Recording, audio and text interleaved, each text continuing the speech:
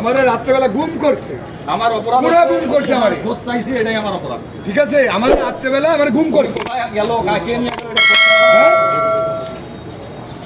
আরে ভাই রে, অধিকার আদায়ের কথা বলেছিস, আর মৃত্যু এইভাবে চাই না, নৃশংস ভাবে অপরাধ হয়ে গেছে এটা। হ্যাঁ, বাংলাদেশ পুলিশ বাহিনী এটা অপরাধ হয়ে গেছে।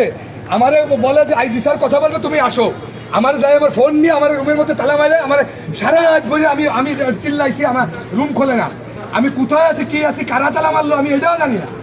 কি রে ভাই, পুলিশের চাকরি করে তুই পুলিশটাই গুম করে দিচ্ছিস। আজকে পুলিশের অধিকার নিয়ে কথা বলতে আমাদের গুম না হয়, এটার জন্যই তো আমরা লড়াই করতেছি। সেই যদি আমাদের হ্যাঁ? এরকম অবস্থায় ফেলায়, তাহলে কেমনে হবে?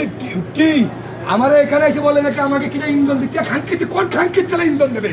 কে কথা বলছে আমাদের পক্ষে? আমরা নিজেরাই কথা বলছি পুলিশের পক্ষে।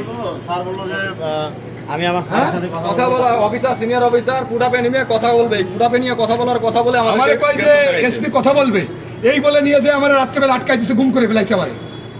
কি রে ভাই, ডিপার্টমেন্টে চাকরি করি, আমার তোর DC স্বয়ং এখনো আমার যাই না, DC আমাকে রেখে গেছে। তোরা এখনো গুম করবি?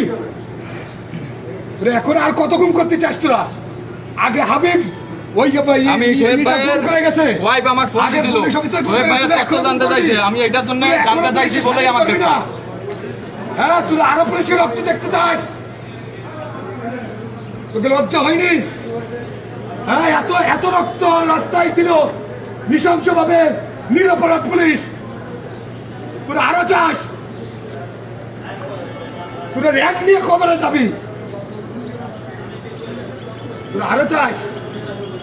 বাইরে ফেলে দেবে, মারবে, পিটবে, যা কিছু করুক, সমস্যা নাই আমার।